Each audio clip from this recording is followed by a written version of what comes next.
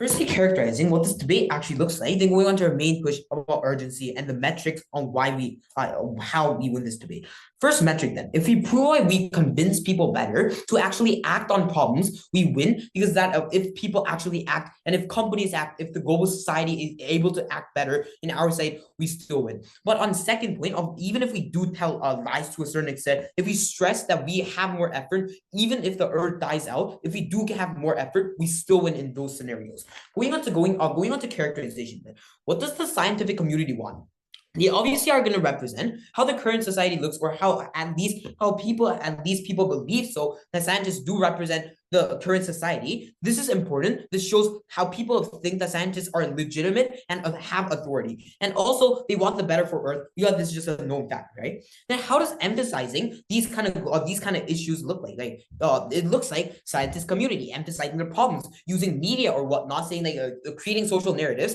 If you don't do this right now, we are all going to die out of doomerism, right? We probably are still going to say it might be possible. The main push here, emphasizing main push, is that the Earth is ending, and if we don't do something crazy, then then the Earth is ending, right? Then what does both sides world look like? Firstly, on climate doomerism, we will die it looks like we will die in 50 years or 30 years if we don't do something very, very extreme in an individual scale and in a company scale and in a global scale and in a financial scale, right? Like cut the production of fossil fuels or like electricity in half, or like using half of the water we use, or we will all die. This is what doomerism looks like. It looks like where the urgency is going to be the biggest push. The urgency is going to be the most important thing of sending narratives and how social narratives will look like. Where scientists characterize the Earth is basically almost doomed. We need extreme measures in an individual scale and in a company scale and in a global scale if we want to revive this Earth, or at least we want to survive longer.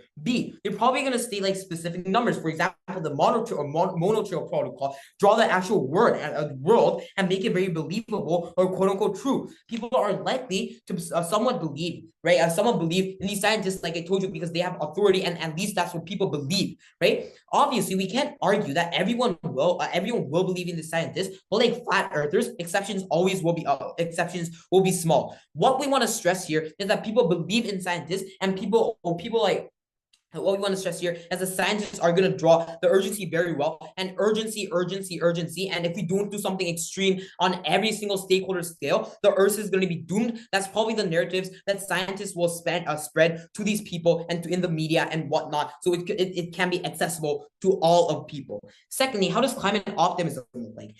Earth can still be saved if humans work together. This is basically what climate optimism looks like. For example, starting by planting more trees, producing less carbon, lobbying companies. So and if they do these things like gradually, they can still save the Earth. This is what climate optimism looks like. It doesn't press urgency as much. It presses hope. It presses hope that you can do this, and we can achieve this as a humanity to some extent. B, scientists stressing hope, and they saying quote unquote, oh, we can all do this, people. This is completely achievable goal. If we just start planting more trees, producing less carbon as a whole, as a humanity, we can totally do this. What's the comparative then? Because this might look still might look unclear. The problem is the delta is proposition side is pushing urgency, their side is pushing hope. These are two different things that both sides are pushing. We believe that doomerism and optimism we have already clarified from the start of OG. Then going on to how reality looks like and what do people look like. Reality is probably closer to climate optimism, let's be honest, because as a humanity, if you work hard, you can still save the Earth. But truth isn't always correct, and truth isn't always most effective. Truth makes people relieve with their situation, make hope be stronger, not understanding the severity. This is the problem with truth, Judge. If we just tell everyone that as a humanity, if we work, we can save the Earth, no one feels that they have to do this. This is called the bystander effect. Because there are like 7 billion people in this huge Earth, if scientists just tell you, not telling like facts, not telling actual facts of how we're really doomed and how you need to save yourselves, the people do not have a reason and responsibility to act. It's a bystander effect, and we believe that that's why truth is not the most effective. Then why do people act this way? 3 things. A, they like believing that they can still live, that they like believing in hope, and they also like living in general. I think people just generally like being alive. B, the bystander effect, right? We solve this by saying, though, if you don't take action, we all die. This is literally from the info side. Then C, people also get really is easily believe the people usually really easily believe in media. They get really like easily like caught up in media. So the media push we made, like how scientists will spread out these kind of like narratives are going to be true, right? Then here's some then here's the delta here. If people do believe in these doomerism more than optimism, we prove you why we are more likely to actually save the earth, which is the metric in this debate. But why are we more likely then? Let's go on to our main argument, urgency, which proves that. People's belief. People don't really,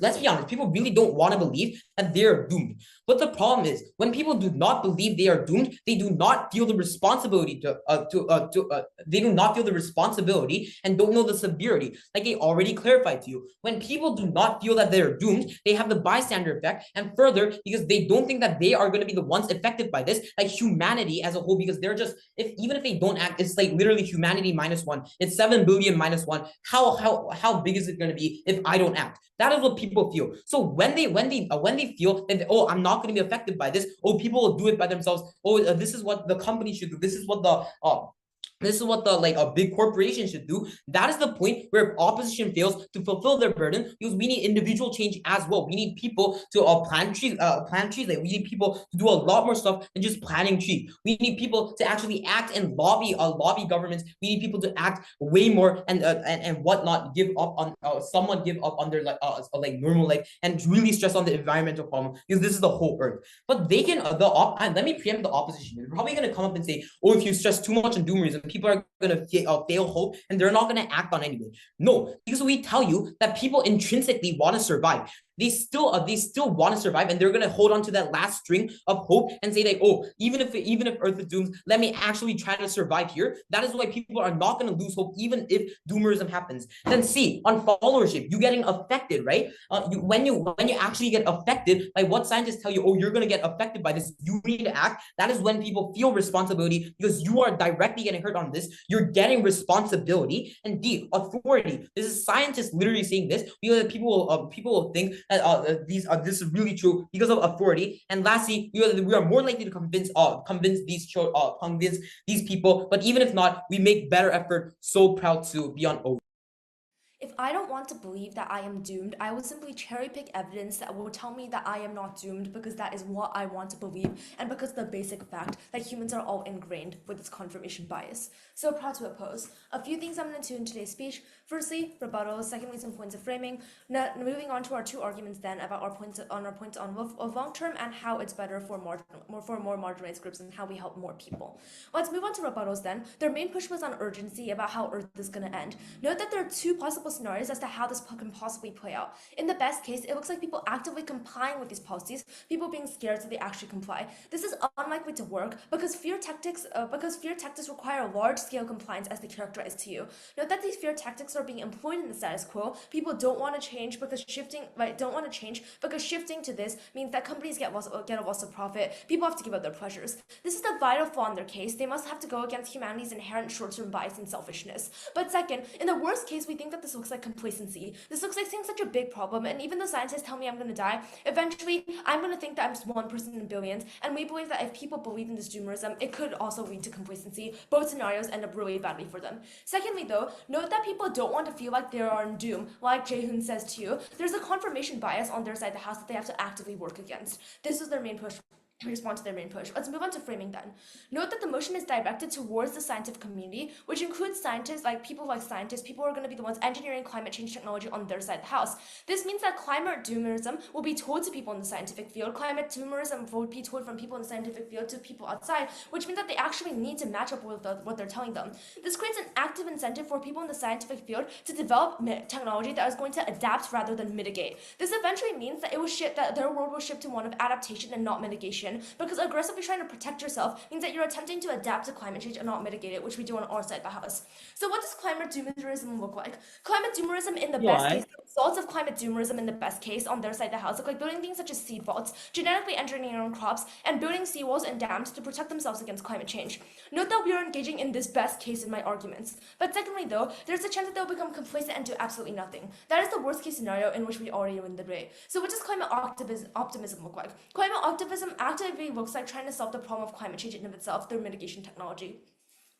So moving on to our stance then, there's an old saying that an ounce of prevention is worth a pound of cure. This could not be truer for climate change. Trying to adapt to climate change can take resources away from the fight. Trying to adapt to climate change takes resources away from the fight against it. Every study-plan contingency and every other attempt to combat climate change is a time wasted. We are nearing the tipping point from keeping enough carbon out of the atmosphere to prevent the ice caps from melting. This is paramount. Government should treat contingencies as the direction they are. So who's the metric then? The metric is whoever helps the most people on both sides of the house and whoever can help save the earth in a better way. Before I move on to my first argument, sure, I'll take the POI. Millions of people die on your side because they procrastinate, microplastics are in the air, and people are breathing CO2. How is this solvency in the status quo? No, we tell you that we're going to adapt a thing of mitigation, but just because we adapt a thing of mitigation, that doesn't mean scientists are going to be absolutely stupid and then just like not do anything. Like if there's obviously a flood, there are things like, for example, like there are like emergency relief. There are things like other things that can already like replace from what you have in your world. However, we have a unique benefit of solving the root cause, as I'll prove to you in my first and second arguments. Let's move on to our first argument then about the long term. What is the premise of this argument? We will be able to solve climate change in the long run by using technologies that can be further developed with more investments, more money, and more focus from the scientific community. So what is the mechanism for this? Let's do like a little bit of a best case, worst case here. In our best case, we can prove that we will be able to solve climate change. Climate change is caused by greenhouse gases in the environment, the most prevalent of which would be CO2. However, CO2 mitigating technologies already exist in the status quo, which means that even with a little bit of development, this can be implemented to help get rid of the carbon dioxide in the air. This technology is called DAC technology, and prototypes are currently being developed. Microbacteria is also being developed to help mitigate the amount of energy that's used to mine materials, and other bacteria are being used to get rid of the microplastics in the sea, and this is with minimal funding. With additional funding and additional focus, we can completely adapt to a world where we use the technology of just mitigation. But secondly, though, even in our worst case, where we don't effectively mitigate climate change at all, the technology that we develop in order to mitigate climate change, such as microbacteria, can be used for adaptation. Note that this is a unique benefit that they don't have on their side of the house, because if they fail to adapt to it, if they continue to just keep trying to adapt, and at a point when it becomes a tipping point, they can't use this technology to help mitigate it, they can't use the technology to help make it less bad. However, on our side of the house, this is a unique benefit that we have. We can take the technology that is going to be used by the scientific community to mitigate into adaptation,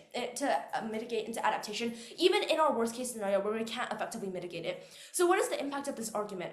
The main impact of this argument is this will last for a longer amount of time. This is because we inherently solve the root problem, the issue. This means that instead of patching up an already flimsy wall with pieces of tape, we fix the wall instead. While there's no guarantee that the wall will not break again, we can set the basis for a certain amount of longevity so that we can help make the issue easier to solve for future generations. This is eventually better because of the point that we can accelerate past the curve of climate change by solving the climate issue as they can't do on their side of the house. Let's move on to some weighing here. Firstly, on time frame. The impact of this argument will last to the end of time if we are able to solve climate change completely. This is because if we choose to invest in adaptation completely, like on their side, due to the law of diminishing returns, there will become a day where we cannot keep up with the growing rate of climate change. The conclusion here is that side government is giving up and dooming themselves to eternal damnation past that point. We win this debate because of the metric on weighing. And secondly, though, we help more people who can't afford the technology on their side of the house. So what are the mechanisms? So what's a side government likely to look like? When given the chance to adapt, countries are likely to be incentivized to protect themselves and therefore follow the political lens of realism. This is problematic because implementing policies that create infrastructure such as dam walls or heat wave prevention systems only can be implemented at one country at a time and only benefit one country. Other examples like creating water storages or food vaults are likely to only benefit the host country because of geographic location. This means that countries have an incentive and the capital to implement these policies will only help themselves and harm the most vulnerable stakeholders who are the lesser developed countries. So what is our side likely to look like? In the same way, we can see that countries are likely to create policies that are focused around themselves because countries are inherently selfish. However, these policies are like transitioning green energy or planting forests to significantly decrease the level of greenhouse gases in the atmosphere. When one country significantly decreases the carbon output, the benefits of all are shared all across the globe because of the amount of carbon in the atmosphere is a shared resource. For example, if the US transitions into green energy, then countries in Africa and South America are likely to see a decrease in the level in which heat waves occur, in which countries like the Netherlands are likely to see a slower rise of sea levels, which is beneficial to all communities. Note that all issues that the US these countries may face when transitioning are incredibly short term when you compare it to the end of the world and the never-ending cycle of attempting more and more adaptation policies on their side of the house. Our side is more long term. We give you solvency as to how we help the most vulnerable stakeholder. For all of these reasons, never been more proud to stand on OO. The world is a cold place where rich people's banks increased by millions, while deaths from climate change also increases with the same amount. We tell you the status quo is not pretty, that people are dying from microplastics in the air when companies directly just put out plastic around the air. It also looks like climate change, where polar bears are literally losing their ice sheets and they're losing their homes. It also looks like roads where people are getting sick from pollution because companies just emit more and more without having a second thought of how this could impact their lives. We tell you this is the status quo. We tell you the preferred world that we tell you is far better. Why? Because we give you some bit of urgency that the direct actions that you take is going to be reflected on you or your children. That the direct actions that you take are harming the animals and will eventually kill our earth. We tell you this is far better than the status quo, where people procrastinate because they just have the bystander effect, where they believe that someone else will do the dirty work for them. We tell you that on our side, we at least make a collaborative effort where rich people, the ones with power, actually have a second thought of what they do when they actually do the unfriendly things. No, thank you. Before then going on to then the counter rebuttals about like their argument about how they can also create change, I want to just first point out what our case looks like. We told you that mitigation is literally our case, because from Jaehoon we tell you our framing and characterization of what climate change doomerism looks like is basically like the environmentalists and the scientists backing them up, saying that you need to cut emissions by 50%, otherwise this world might end, or otherwise our conditions might kill a bunch of people. This way only we can live for another 20 years. This is likely what the climate change activists are going to push, that you need to do something very extreme so that you can actually live like 20 years more. This is what our world looks like. But note that because of how we told you that this case is about how you're backed up by scientists, that you literally make scientists pick the ideas of like the extremist ideas that you need to cut 50%, that people are dying by the minute. These are the ways of how people will ultimately believe in these environmentalists, because they're backed up by science. So like closing or like just opposition in general cannot argue that people will just falsely lose hope, especially when you're backed up by science and a bunch of scientists are all in this. Because everyone also wants to live at the same time. That's what our case looks like. Before them rebutting on the arguments, I'd preferably take a POI from closing if possible, but if not, open again. There was a POI. Yeah, it was from opening. Okay, so I'll give you my POI. Like, I don't think you understood the fact that the info site literally tells you that you have to aggressively adapt. Aggressively adapting means that you are going to turn to adaptation in your side of the world and not mitigation.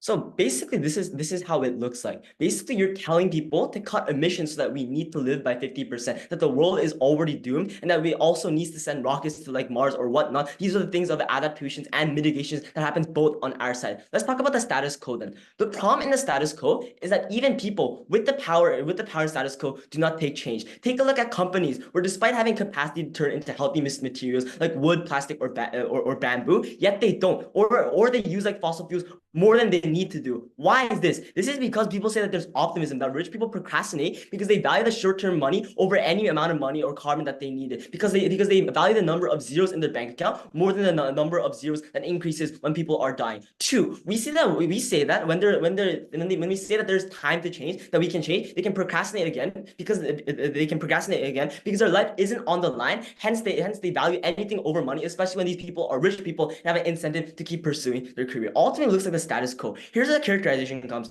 Ultimately, that status quo fails, because where millions of people die from microplastics and die, millions of people get sick because they cannot breathe carbon dioxide. And three, sea animals drink and eat plastic. Four, animals die from climate change because they lose their habitat like polar bears. And five, Amazon rainforest turns into Amazon deserts, where people just literally take away their forest. On our side, apart from these adaptations that we already told you, for example, that we will try to find a new world, or we will try to make new adaptations so that we can adapt with the flood, we tell you we at least have more solvency on our side. Why? Because we get time, that we at least have time, that the problem in the status quo is that these adaptations cannot eventually happen. These mitigations will eventually kill our world, because no matter how much like mitigation that they have on their side, it ultimately won't work, because these people have no incentive when their life isn't on the line. We tell you about the climate change, when you emphasize that you're already doomed at this point, we at least have people trying to spend more time and actually give us more time so that we can actually make adaptations. This responds to the POI, because we tell you that in the status quo, there's not enough time in our side, but it's when we actually rush people to cut emissions by 50%, and we also tell them that we have a lot, then we have some bit of time to actually develop these adaptations, we're able to actually create change. We tell you that why is it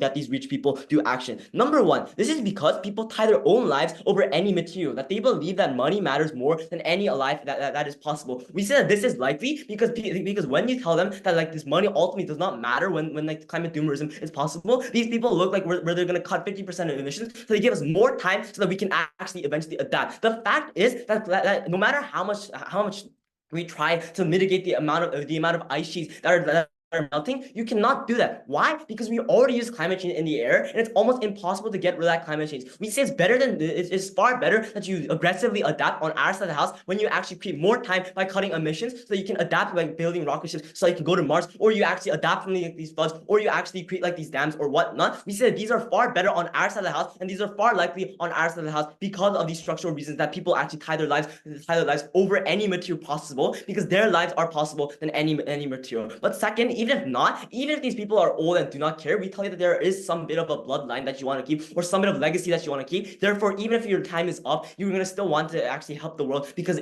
you want to help the ones that you love the most. Now, what is our impact? Our impact that we told you is that on our side, because the status quo is that the world is already doomed, and the sad fact is that the world is going to be doomed eventually, we're able to have a lot more time in our side of the house. Because while temperatures increased by 20% on their side of the house, at least on our side of the house, that wouldn't happen in the first place. We would probably have a lot more time in general to make these rocket ships or to make these adaptations like floods or dams on our side of the house. That was the delta, where we have a lot more time to actually create change and to actually move on to move on to actually adaptations, unlike their side, where they have to live with the sad fact that their death is slowly coming. The comparative is clear. On their side, they may have a bunch of mitigation on their side, but the amount of mitigations you take eventually will kill people in the end. At least on our side, we at least tell them to aggressively turn to adaptations, that we're able to actually give them more time to actually create more adaptations, so you're able to create change, and so that you don't die under their side of the house, because time is ticking. Time is ticking, and we say that it's time for us to take the change quickly. Very proud to be on side of opposition. Proposition. Opening government. The main push of OG is that they win if they prove that people work better on their world. I think they already lose this debate because they choose a very wrong burden for their side when they talk about this. If their side tells them that it's urgent and the individuals have to do certain actions on an individual scale, then that means they tell individuals to do certain actions, or they're going to tell them that they're doomed. But the problem with their case is that they don't realize that their side doesn't go to the extreme part that they actually think is true. Two clarifications before I start. First of all, I'll tell you the mech on why our second argument exclusive, which their side doesn't engage on at all in their DPM speech, which we say that we already stand, but I'll tell you the mech here. The countries that started climate change and contributed to climate change, the most of the countries are that have already developed as a status quo. The countries that are being impacted by climate change are largely countries that have not yet had the ability to develop because of historical injustices like war or internal conflict or different types of geographic locations that Eliana already talks about that restricts their access to valuable materials like metal and oil. This premise isn't able for them to refute, and they didn't refute in the first place because countries that are underdeveloped also do not have the money or political capital to develop measures of adaptation by themselves, and therefore cannot protect themselves from the effects of climate change.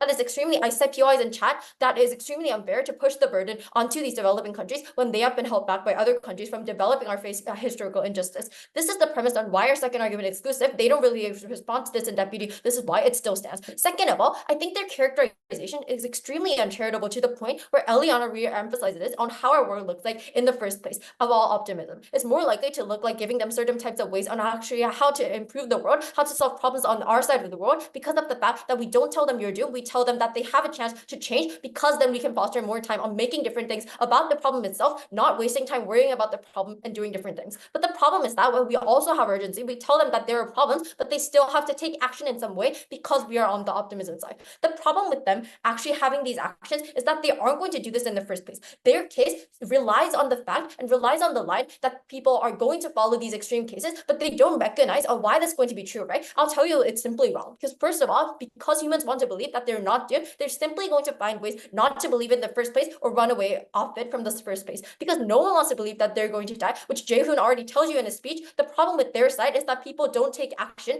The best thing with their side is that people don't take action. Even if we take their best and say, yeah, sure, maybe you can tell people that this is urgent. If they don't tell individuals themselves how they're going to actually change it, don't tell them ways on how they're going to actually make changes to them, and only tell them, oh, we're doomed, and make these extreme cases in the first place. Second of all, we say that extreme cases on their side don't work. When the problem seems much bigger than they actually think, people actually become less motivated to take action because they think that their efforts that they make or things that they do are not going to make any change. Because the scientists, especially because this is scientists, that they tell them they're doomed, that means that they think that if I as an individual make different types of changes, then this is not going to work because this is such a big problem. That what happens then is that this overshadows the opportunities for actually these people to make positive changes or grow within what the climate action actually wants them to do, right? We tell them that on their side, they have no individual change because of the fact that they overshadow these with these negative impacts or with these negative thoughts that the scientists actually have on their side. Third of all, they don't get hope anyway on their side of the world. What these scientists tell them on the side of doomerism, that's simply saying, yeah, we can't die, so we can't do anything about it. This is the exact message that scientists give to the public. If scientists tell them, especially because it's a debate on scientists, we tell them if the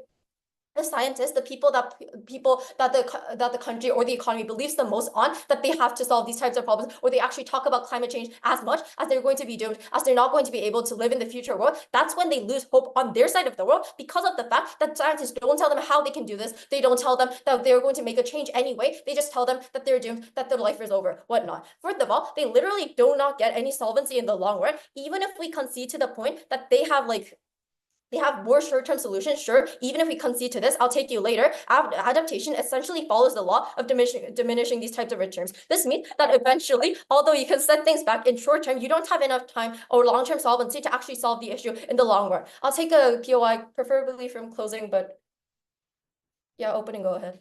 Okay. OG, stop gaslighting. We never talked about all of those stuff. We mechanized people want to live, and that's why they're going to change. In your side, those incentives do not happen. The problem with your side is that scientists tell them that their life is doomed and their life is not going to go on. That's the exact message that the scientists spend. Even if because the human nature is that they think of negative things first, we tell them that rather on your side, actually spending time to make those extreme changes or making those bigger changes by the individuals itself, they're going to focus that they're going to die. They're maybe going to spend more time with their family. Maybe they're going to use all of the money that they have left. That's the change that happens on your side, which doesn't help with climate change at all. Okay, I'll move on to my fifth response. It's already impossible to adapt. Note that Eliana already tells you that there are technologies that are being developed to take out carbon out of the atmosphere. But even if this wasn't true, note that in the worst case scenario, we can use this climate change mitigation technology into adaptation technology on our side. So we win both benefits because it's actually becoming developed and be used to adapt in the first place. Time is ticking, as they say, but time will continue to tick if you don't solve the root problem of these problems and they just simply say, oh, you're doomed, you're gonna die. The biggest problem that they have is that they believe that people will go onto the way where they're simply going to follow their needs into making these extreme actions first.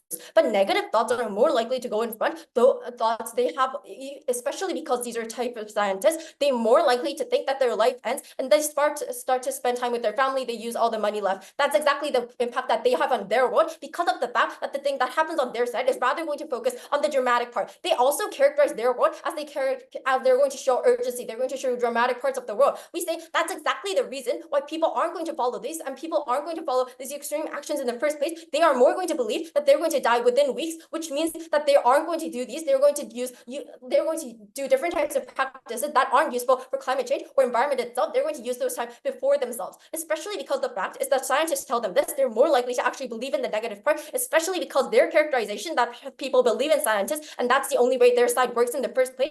If scientists say that the world is going to doom and you're going to be dead, that's exactly to the point that they make on focus on, not the part on how they're actually going to be alive or even try to make a change because they think that this is more important, because they have values that are more important than the environment itself. We make a change because we tell them that you still have a chance, you can do these types of things. These are the practices that you have to do in order to be able to develop the environment. We can say that we actually engage on their best case where they actually do need to adapt, but on their worst case scenario, we tell them that they don't make a change at all because of the fact that even in their best case, individuals make like certain changes by themselves or whatnot. Even in if we engage in their worst case, we tell them that they aren't going to make any change change on their side. Individuals aren't even going to spend time for themselves. That's what happens on their side. Very proud to be on OO. If you read the motion, it says that this motion says that it emphasizes on climate doomerism, not completely get rid of either on either side of the house. So I think that what we're then emphasizing on our side of the house is climate doomerism. It means having more climate doomerism as opposed to getting rid of completely climate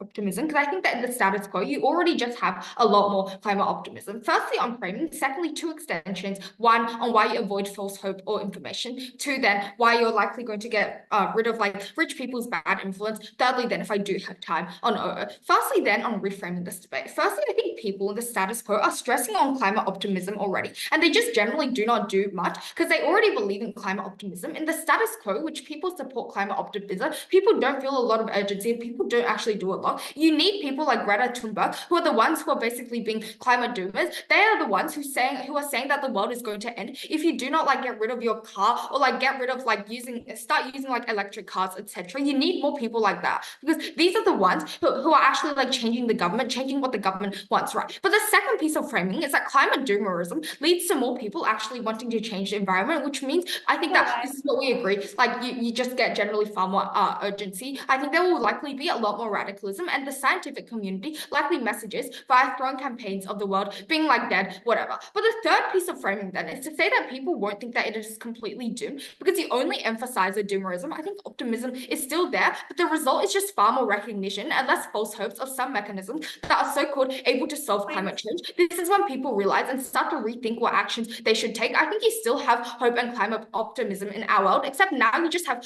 far more emphasis on the darker side of climate change. So now instead of the scientific community possibly showing like the positive side of what might happen in the end, like sunshine, having people, the scientific community now shows a wasteland, a tree. There's like so much more shock, and I think that I would say that the status quo is already more doomed than conveyed in science. It looks like how you have rising sea levels. You have like just so much more problems than is already portrayed in the scientific movement. First extension on why you're able to avoid false hope or information. I think the status quo is already where you have far more potential of the climate failing, so rising sea levels, the amount of trees being fallen. So I think that it is true to say then that while there's hope, a much more realistic depiction is to say that you generally have far more potential to have worse actions and far worse change for the status quo. I think the like change that is negative is like far more than the change that is positive a lot of the time. I think that the scientific community then needs to have more authority because science is just viewed as a very large authority. I'll take you after my first extension. So it is important for them to actually speak about this truthfully. I think it is then important to have true information, because it is true to say that right now, yes, we are changing, but the change is far too slow. In order to actually make change, people have to believe in scientists. In order to make people believe in scientists, they have to show the true information, the shock factor. I think that people just inherently deserve this though, right? When people believe in scientists, they're far more likely going to listen and follow the actions of what happens in the scientific movement. I think that's just then this principal right for these people to know and understand what is going on with the climate and like the world that they live in. The reason then that the scientific community then needs to talk about climate doomerism is because political figures do not. I'm actually going to continue this in my second extension. I think political figures often do not because they want to seem optimistic. They are the ones who need to seem like they're doing realistic change in order to be elected. Like, I think the scientific community then has an obligation to try to give as much true information then, because they are the ones who are actually the ones who have the authority over what is going on with the climate change movement. You should then weigh this very highly and more high than the opening half, because I think that it is only when you feel the principal obligation to tell the information and truth that you gain far more authority as a scientific movement. People are far more likely going to change it, and people are going to listen to you far more when it is true. Politicians who are telling the wrong things are now going to be discredited, which I think then gets far more change, because now people are far more likely going to believe in the scientific community if they see what is actually being represented in the world, if they actually see the real things that are going on in the world, such as polar bears being stranded, whatever. Before I go into my second extension, I'll take that from, I think, opening. This seems very similar to when your opening said that scientists are the ones that have the most authority. How does this differentiate you from your opening at all? Okay, I'll stop you there. Yeah, I think we differentiate in the way that we tell you that they have a principal obligation to tell the people. I think that this happens then when you have like the scientists actually telling the truth. We tell you specifically then that what happens right now is already like far more potential for the climate to fail, and like far more potential for the climate to just like in the end just lose a battle, which is why I think then leading on to my second extension, you just need far more credibility as part of the scientific movement. I think we give you the mechanisms that OG does not. Second extension then on like richer richer people, I think firstly, they're just generally more powerful, money-thirsty, rich CEOs and rich politicians who now have far more incentive to actually change on our side of the house. The scientific community now forces them to actually change far more. When you are not changing and when you are actively using far more coal because you think that it is doomed, people are going to give you so much more backlash. You're far more likely going to be held accountable on CG. I think schemes like the Petrovian tax, which are likely now going to be put in on our side of the house, when you're adapting and actually trying to get like less emissions, you get far more transparency than on our side of the house. I think then that you should weigh this very highly. This is because the richer people are the ones who often control the way the climate change happens. They are the ones who control a lot of the oil mines. So therefore, in order for them to get rid of the large amounts of bad power and oligopolies that they have, you need to expose them. The scientific community then forces you to mitigate and adapt. You want to believe in order to mitigate, you want to believe that you still do have a degree of hope. Our side has both, but we now emphasize climate doomerism far more, but you also adapt because people are also thinking, oh, what happens if we actually do that? Moving then on to I think they tell us about how apparently they get long-term impacts. Firstly, they present very symmetric arguments and impacts. I think that on both sides of the house, you are able to get technology and you are able to get development of technology on both sides of the house. I think that on both sides of the house, you will have technology to adapt and you will have technology to mitigate. However, I think adaptation then, in our worst case, is still better on our side of the house because I think that our stance is to say that you actually have far more growing rate of climate change. It is still better then to try colonize on Mars then, because if the climate is already failing, people just do not change. It is objectively better to join a place where you aren't going to live in a wasteland. But I think that mitigation is likely going to occur on our side of the house as well, because I think that what OG says about people still believing that there might be some help is still likely very true,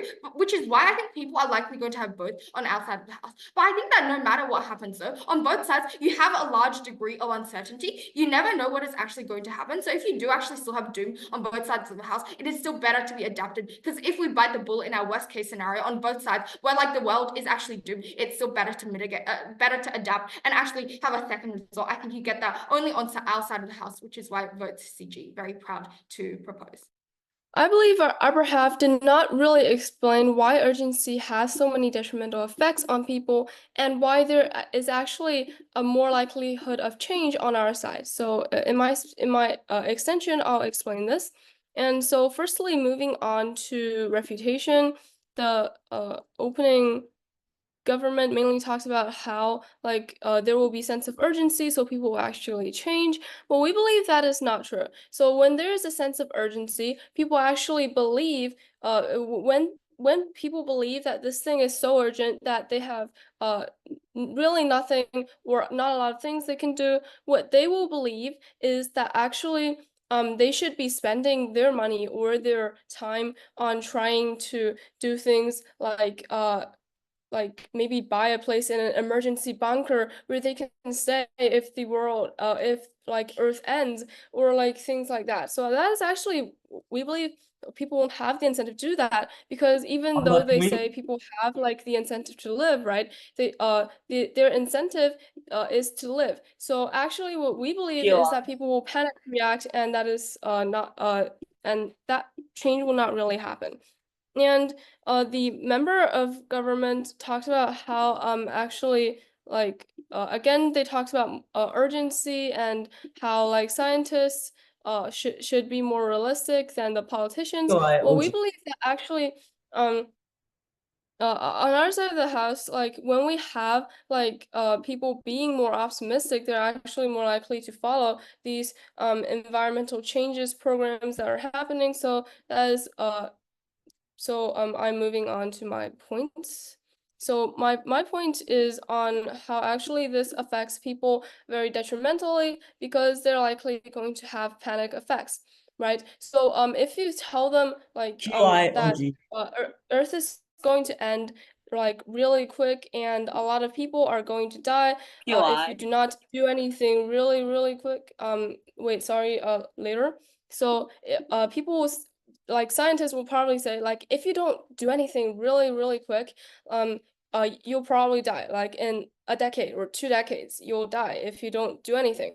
So what we believe that people will do is they probably would try to find ways to actually get out of this, right? Because they believe that actually Earth is doomed if they can't do much. Like the Earth is going to they're going to die if they do nothing like in 1 or 2 decades. So what they will do is firstly, like wealthy people, they're probably going to invest in things like rockets to go to Mars, underground bunkers where they can stay if anything happens to the Earth and they can't do anything anymore.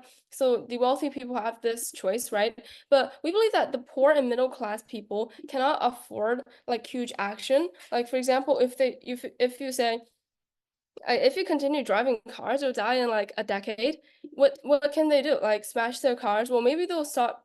Like maybe like um they might stop driving their cars, but they have like they believe that they have no other action they can do, right? Like they believe that actually since they're going to die, maybe like it's best to enjoy this life and drive anyways, or they'll panic and they'll panic and do other things. Yeah, point. Even if debaters only have 1 point in BP, they still try their best in their debate, despite knowing that they won't break. How do you respond?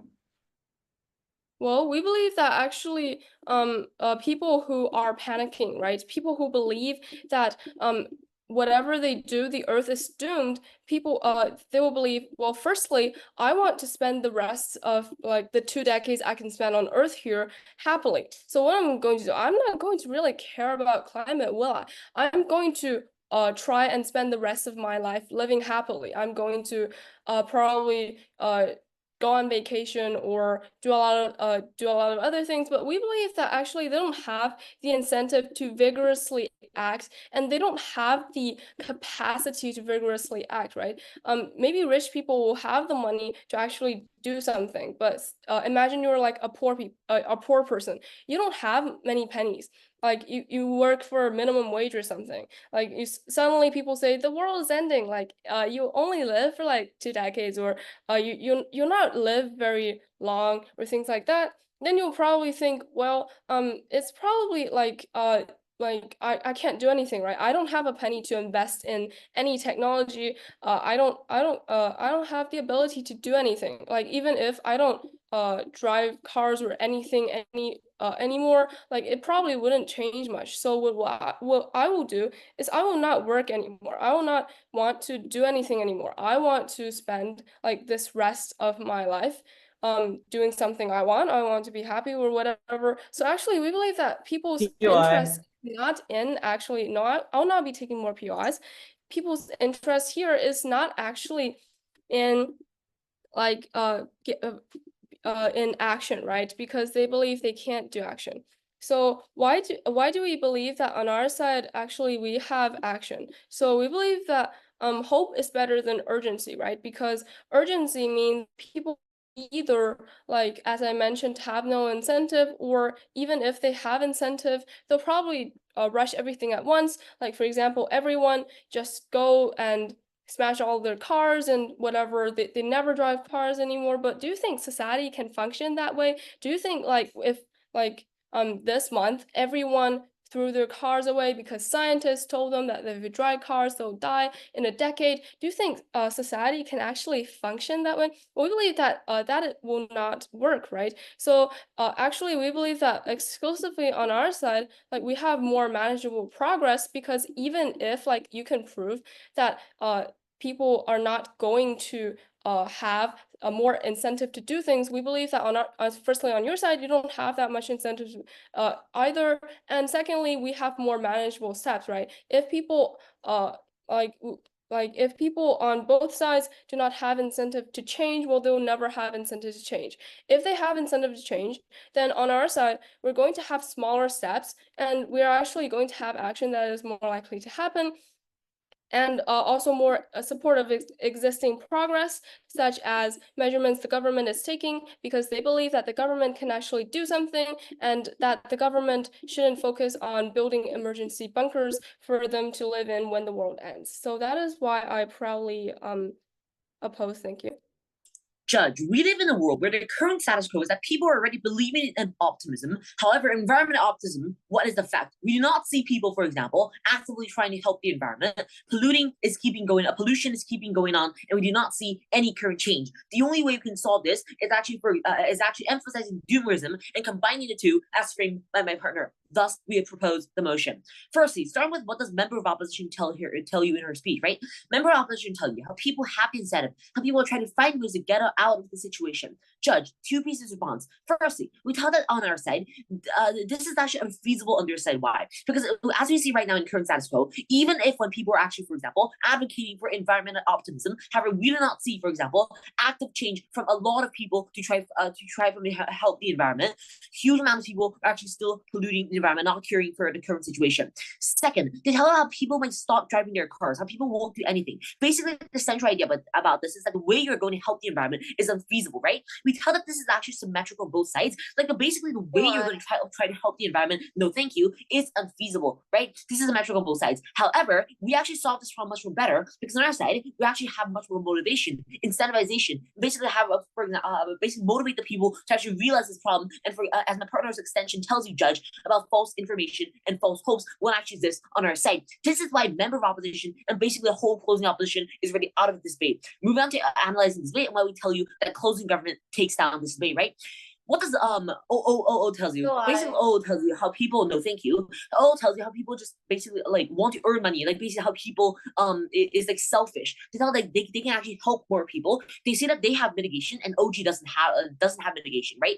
Two pieces of response on OO's arguments, right? Why do we outweigh them on CG, right? We tell in our case that firstly, there's actually more radicalism on the con side. Second, we tell that basically on our side, scientists give you the proper information, so it's far more possible that people will listen to you because people know that scientists have the authority. They ask us how we differ from an opening house. Judge, listen to this. Why do we differ from opening government anyways? No, thank you. We thought that we give the specific mechanism as to why the scientific community now gets far more credibility in the current status quo on our side, because what happens now is already far more potential for the world to fail. We also tell you about why the richer people are going to be held accountable far more, because that is an additional impact that should be weighed very highly in this debate. It should be weighed very highly because rich CEOs and oil companies are often the ones who control the climate change and basically impact global warming in the first place in this debate. Therefore, judges see that we topple OO's case by telling the other side we are prone to do that. Basically, firstly, contest case is basically the case here is I'll take it later. The case here is that optimism is already being stressed. However, we don't see why this is working because the current situation is that majority of people aren't actually caring about the current situation anyhow. We do not see why optimism on the OO side should keep on continuing. However, we tell that OO is going to need more radicalism on their side, and we tell that the doomerism basically motivates people. Judge, another emphasis and clarification on this before I take the POI, right? We tell that basically this clarification is that basically people on our side are basically combining both optimism and doomerism. We're only emphasizing doomerism on our side. Why is it actually beneficial and outweighs both our opening house and also the whole opposition bench, right? Because we tell that basically, firstly, if you combine the whole as stated by the motion, so also this is basically a wrong understanding of all the other houses. We tell that basically if you actually combine the two and only emphasize doomerism more, this actually leads to a result of urgency. This leads to people knowing that though there is still hope that Earth will still have hope that they can actually save the Earth from environmental damage. However, they still have the idea of doomerism and they have emphasized the idea of doomerism. So this leads to urgency. What's your POI? If your house is on fire, rather than trying to extinguish it, you take your belongings and run off. How's this helpful? We realize that this is not something we're like basically doomerism itself sometimes is people accepting, like for example, failing everything. However, the case here on our on closing government, which makes us actually unique within this debate, is the fact that we combine both doomerism and optimism as stated by the motion. This means that firstly, though we're emphasizing doomerism, we're telling people that Earth is probably will die in this doomed in future. However, at the same time, the scientific community are also spreading the idea that Earth is still have hope if you actually try to help it. This leads to more urgency because firstly, as my Puerto Rican states in their extension, there is more less false information, less false hopes that, for example, they can just lie there, do nothing, and the environment will just help its own. This is not something we need to in our case. This is something opposition actually needs to at the end of the day. However, what we tell you is that we still have hope, and also at the same time we have more urgency. This is what makes us. This is what makes us unique as closing government within this debate because we actually combine these two and emphasize doomerism more. This leads to what we say is basically urgency, and then helping people see the correct thing and basically the central idea of the current status quo. So at the end of the day, what happens on our side is closing government judge. We tell that firstly, we have less false information and hope. So the case here is that optimism is already being stressed. However, we don't see why it works anyways in current status quo. We tell that doomerism motivates people. The scientists give to you the proper information, far more possible that people will listen to you. So the scientists have the principal obligation to tell people anyways. So at the end of the day, what is our practical impact? There is much more, far more incentivization and far more motivation on our side as closing government. What did my partner tell you? Again, I'll strengthen this extension from my partner again to you, right, Judge? So basically, what does my partner tell us? My partner tells you that in our worst case, there is adoption, right? This is our worst case. However, this is still better than opposition because I think that our stance is to say that you actually have far more growing rate of climate change. Second, without that mitigation is likely going to occur on our side as well. So basically, adaptation and mitigation both appears on our side. This is basically choice of people. We tell that because I think that what OG says about people still believing that there might be some help is likely true, which is why people are more likely going to have both on our side of the house. So at the end of the day, Judge, our impact is basically about long-term impacts. We thought on our side, what makes us unique and what is our tipping point as closing government? Our tipping point in this whole debate is the fact that we combine both doomerism and also we combine basically optimism as stated by the motion. We're only emphasizing doomerism. I wish to emphasize this to you, Judge. So at the end of the day, what happens on our side? We needed firstly incentivization of people actually protect the environment. Why is this true? The incentivization for this to happen is because people know that there is an urgency. They're hearing the fact that the earth is doomed, that the earth might be destroyed because of their actions. However, at the same time, they're also carrying the idea that there is still hope. So what happens at the end of the day? These people will be incentivized and motivated to help the environment because they know there is still hope and they know the urgency at the same time. This is what happens. This is what leads to incentivization and motivation that makes it unique in this way as closing government. So at the end of the day, Judge, we believe we outweigh both our opening house and also the whole opposition bench on practical impacts. We actually need to basically these people having incentivization to do this. The practical impact we believe is the most important and crucial thing that is in this debate and the matter here. Therefore, I urge a closing government. Thank you. This debate is ultimately about the concept of progress and the effect that this motion will have on how people view humanity's progress and what we have done throughout the years.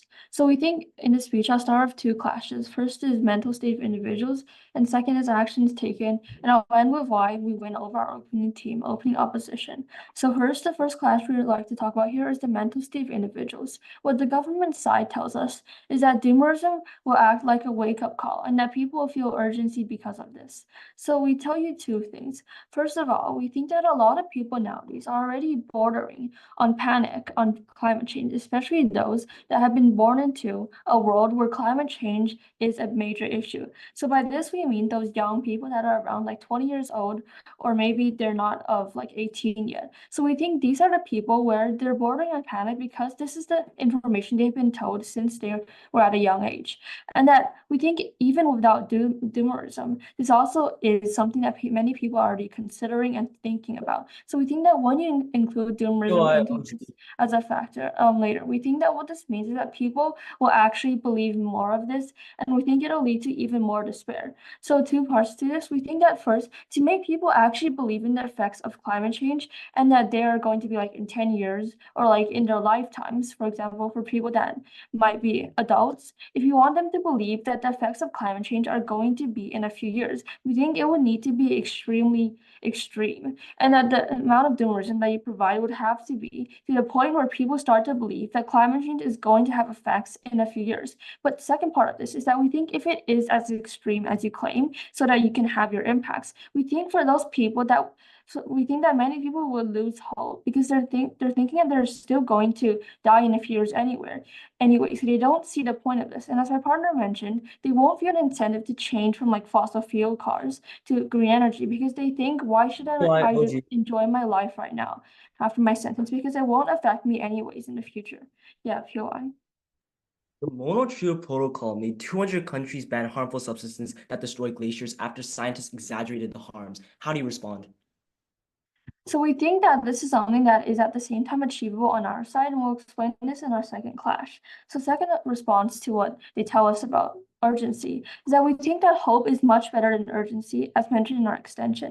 We think this actually gives people the agency and the belief that the actions they take are actually going to make a difference. Versus what government side world looks like is that the scientists are telling people that our hope past the progress has failed and that we're doomed because of this. So we'll talk more about this later, but first, we think hope also prevents people from getting depressed and feeling despair because of the situation that scientists are telling them that they're in. So we think what this means is that they'll believe that any actions that they take won't make a difference, because for many of the thousands of years that humanity has gone through, if it ends with right now telling us that our hope past is basically doomed and now we're doomed because of that, then I think it means that those people will feel very small and their actions will feel very small, whatever they do. So now second clash is actions taken. Opening government tells us that they can make the changes quickly and have urgency. However, we think what they never provide us is with any sort of actions or connection between urgency, like the link between urgency and how they can solve the problem. So in the info slide, it says that climate doomerism is either taking extreme action to protect yourself or doing nothing. So we think that most people like the poor or middle class cannot afford extreme action here, like changing suddenly from fossil fuels to green energy, because this is something we think they inherently cannot afford because of their and we think only rich people will be able to afford this. However, the majority of the world is still going to be the poor or the middle class. And so here CG then tells us that scientists will have they'll have like contrast with politicians, because politicians are optimistic and then they'll be like more pessimistic. However, we think what they lack is similar, like what sorts of actions that they can be taken. So for example, how can an everyday person change?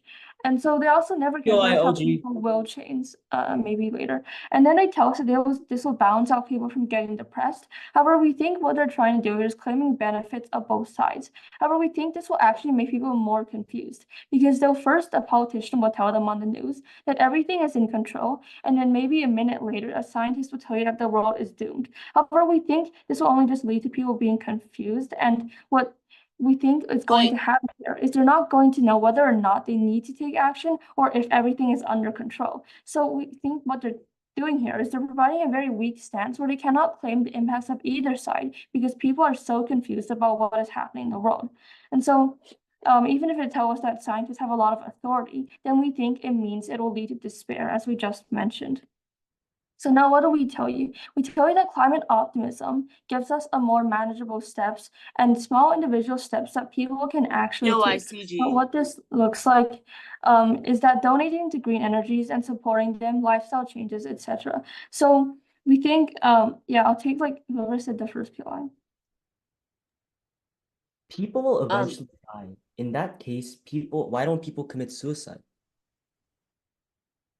Sorry, I think this is actually something that would be more likely to happen on your side, in which you're telling them that the world is basically doomed. So we don't think that's likely with optimism. So now why is like the benefits we tell you are unique to our side? Because we tell you without a view of the existing progress that humanity has achieved on green energy or climate change, which is basically what is happening with doomerism, is that people are told that they're doomed because of the effects that because of the action that humanity has taken since the beginning of like history. And so what we think this means is that they'll believe that the progress humanity has achieved has ultimately led to a point where humanity is doomed. Thus, so all of those improvements and innovations in the past were useless, because in the end, humanity is still doomed.